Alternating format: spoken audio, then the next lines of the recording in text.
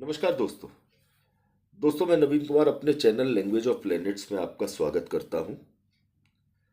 आज यदि वर्तमान जीवन में देखा जाए तो कुंडली का और कोई भाव एक्टिव हो या न हो, लेकिन हर इंसान के जीवन में कुंडली का छठा भाव तो एक्टिव है ही।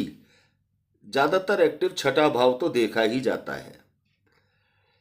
हर इंसान संघर्षों से परेशान है, शत्रुओं से परेशान है, शारीरिक तकलीफों से परेशान है, नौकरी में चुनौतियों से परेशान है, प्रतिद्वंदियों से परेशान है, कर्जे से परेशान है।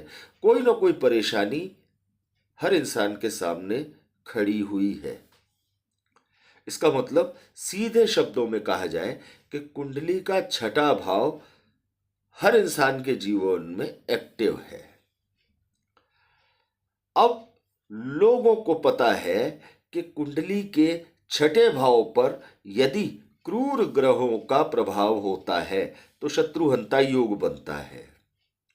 लोग इस बात को पूछते हैं और बताते हैं कि गुरुजी, हमारी कुंडली के छठे भाव में शनि बैठे हुए हैं, फिर भी हमारे जीवन में शत्रुओं का हस्तक्षेप बहुत ज्यादा है, हमें प्रतिद्वंदी बहुत परेशान करते हैं, शत्रु बहुत परेशान करते हैं।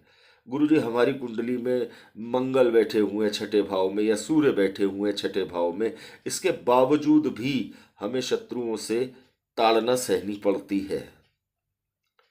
तो आज हम चर्चा करते हैं कि जन्म कुंडली के छठे भाव पर क्रूर ग्रहों की क्या स्थिति बने जिससे कि प्रबलतम शत्रुहंता योग बना हुआ माना जाए।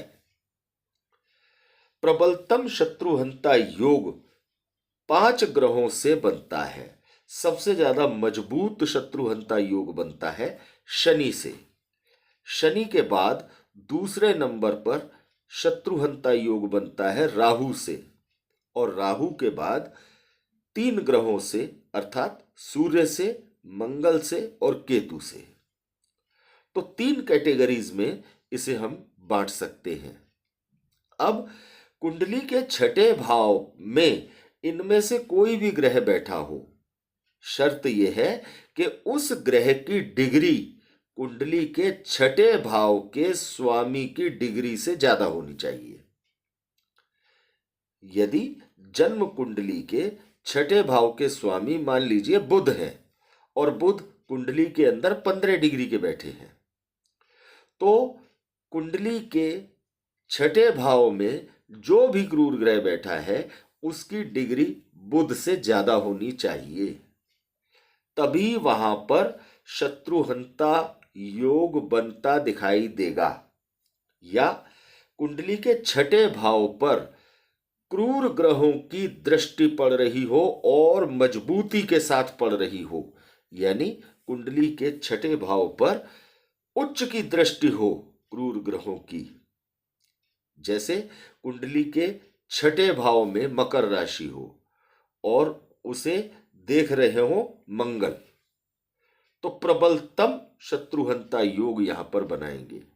कुंडली के छठे भाव में यदि तुला राशि हो और उसे देख रहे हो शनि, तो प्रबलतम शत्रुहंता योग बनेगा। या उच्च राशि में या अपनी राशियों में मजबूती के साथ क्रूर ग्रह कुंडली के छठे भाव में षष्ठेश से ज्यादा मजबूत होकर बैठ जाए तो प्रबलतम शत्रुहंता योग बनता है। दोस्तों, इस शत्रुहंता योग का मतलब बिल्कुल ये नहीं होता कि केवल हाड़ मांस से बने हुए आपके शत्रुओं पर ही ये आपको नियंत्रण दिलाता है। इस तरह का शत्रुहंता योग आपको रोगों से, आपके कष्टों से, आपकी चुनौतियों से, आपके जिस संघर्षों से, आपके कर्जे से भी आपको मुक्त कराने की शक्ति रखता है।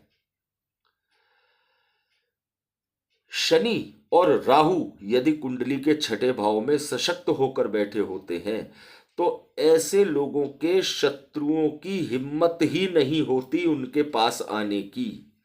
भले ही उनके मन में कितनी भी शत्रुता क्यों न चल रही हो।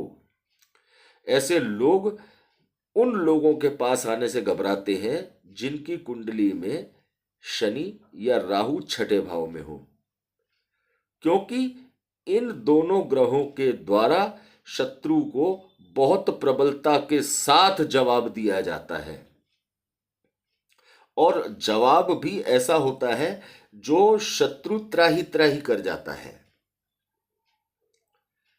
यदि सूर्य कुंडली के छठे भाव में बैठे हैं और उच्च के होकर बैठे हैं या अपनी मजबूत स्थिति में होकर बैठे हैं, तो ये यहां पर प्रशासनिक अधिकारियों के माध्यम से, सरकार के माध्यम से प्रबलतम शत्रुहंता योग बनाते हैं।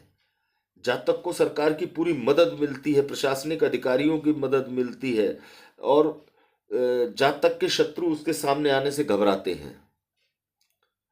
यदि मंगल हो कुंडली के छठे भाव में, तो जातक की आक्रामकता इतनी जबरदस्त होती है कि उसके सामने आने से, उसके आक्रोश का सामना करने से, उसकी एग्रेसिवनेस का सामना करने से शत्रु घबराते हैं, उसके सामने आने से डरते हैं।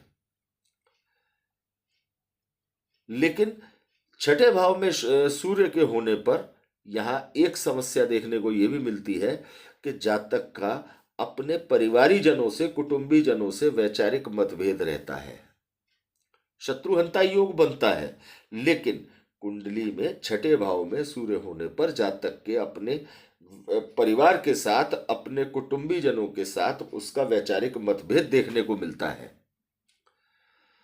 तो दोस्तों, इस तरह से यदि आप अपनी जन्म कुंडली में चेक करेंगे तो आपको पता चलेगा कि आपकी कुंडली में जो भी क्रूर ग्रह छठे भाव से संबंध बना रहा है, वो वास्तव में शत्रुहंता योग बना भी रहा है या नहीं बना रहा है। क्रूर ग्रहों के माध्यम से जो भी योग बनता है कुंडली के छठे भाव में, उसे शत्रुहंता योग कहते हैं। लेकिन शर्त एक ही है कि कुंडली के छठे भाव पर जो भी, जिस भी क्रूर ग्रह का प्रभाव है, उसकी डिग्री छठे भाव के स्वामी से ज्यादा होनी चाहिए।